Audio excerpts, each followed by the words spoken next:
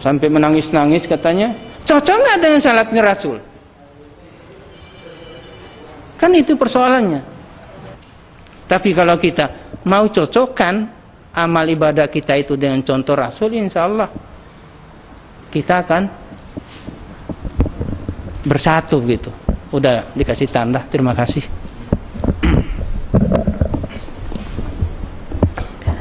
Ya, terima kasih.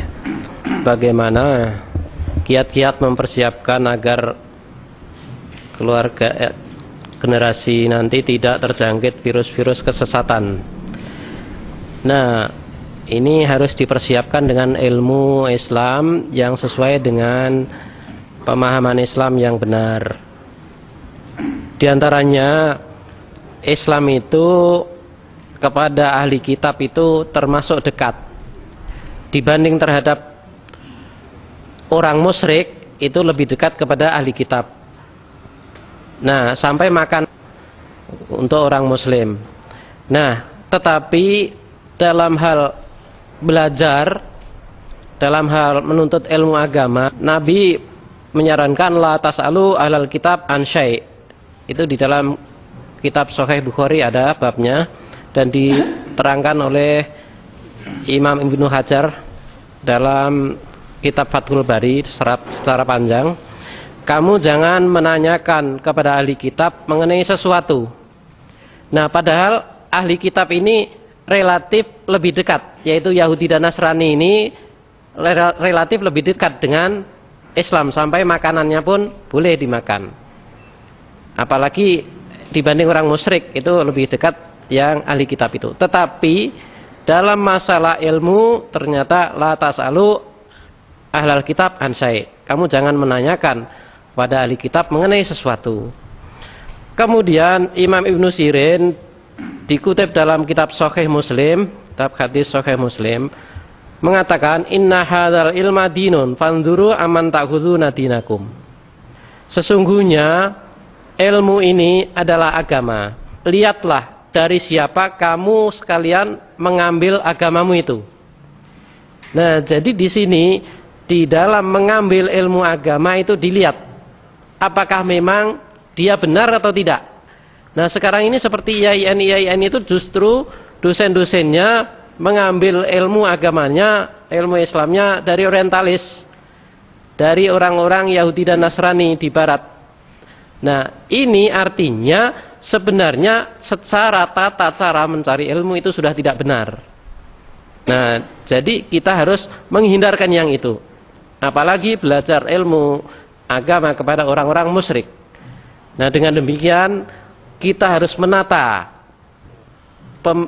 pengetahuan, artinya kita pembelajaran kepada anak-anak kita, generasi kita itu harus ditata. Benar-benar harus kita awasi kepada siapa kita mendidikkan anak-anak kita.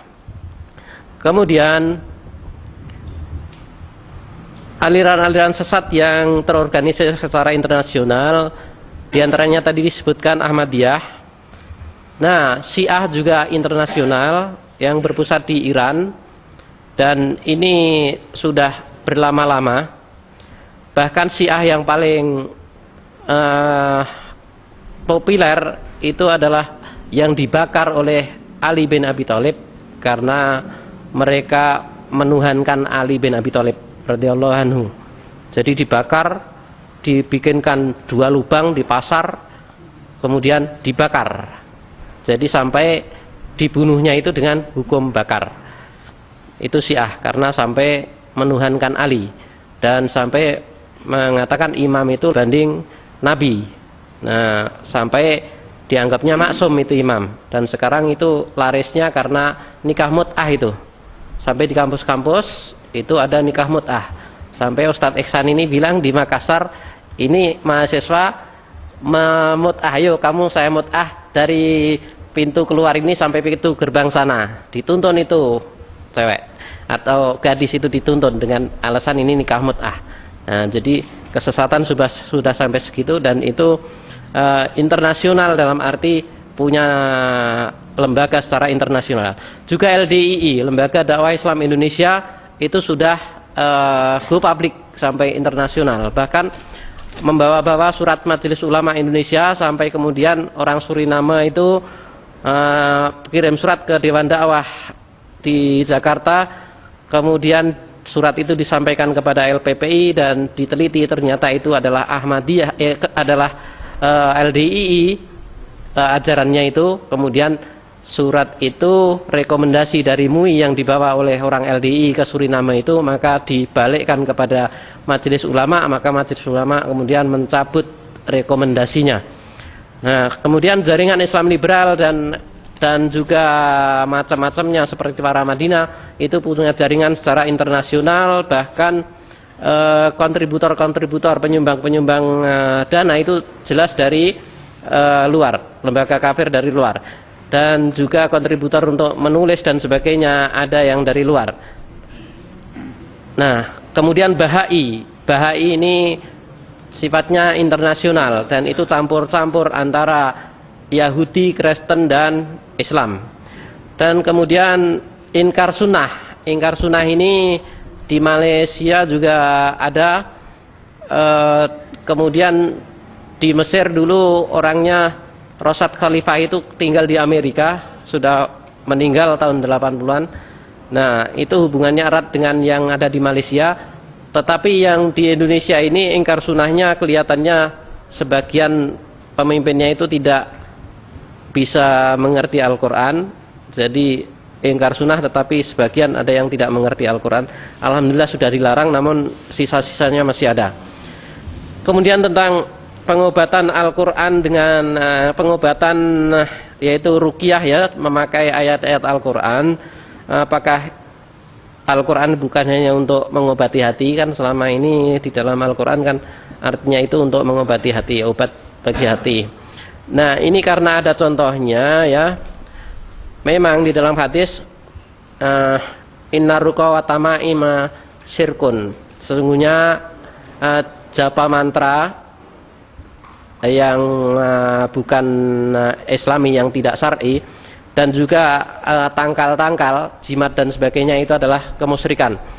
Tetapi ketika meruqyah, membacakan ayat-ayat atau doa-doa yang sesuai hadis Nabi Muhammad SAW, itu memang ada prakteknya. Bahkan ada pernah orang sahabat Nabi itu membacakan Al-Fatihah kepada anaknya seseorang di suatu kabilah, kemudian sembuh dan kemudian diberi hadiah.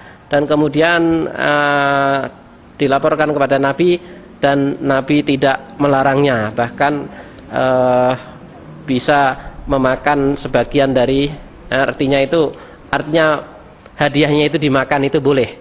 Jadi artinya meruqyah dengan Al-Quran ada contohnya. Jadi artinya bukan hal yang dilarang, tetapi yang dilarang adalah japa mantra yang memang tidak syar'i, yang tidak ada contohnya dari sahabat-sahabat Nabi atau yang tidak dibolehkan oleh Nabi Muhammad SAW. Kemudian harokah yang nyeleneh di Indonesia yang itu ada di kampus-kampus ingin menegakkan syariat Islam, tetapi sering-sering menyalahkan golongan lain. Nah, di sini kalau menyalahkannya itu memang sesuai dengan Al-Quran dan As-Sunnah, artinya misalnya ada penyelewengan, misalnya golongan yang membolehkan pacaran misalnya, kemudian disalahkan oleh harokah itu, maka penyalahannya itu dalam rangka amar ma'ruf nahi mungkar. Tetapi kalau penyalahannya itu hanya karena sentimen golongan, nah namanya adalah asobiyah. Yang asobiyah itulah asobiyah tafil Islam. Tidak ada fanatik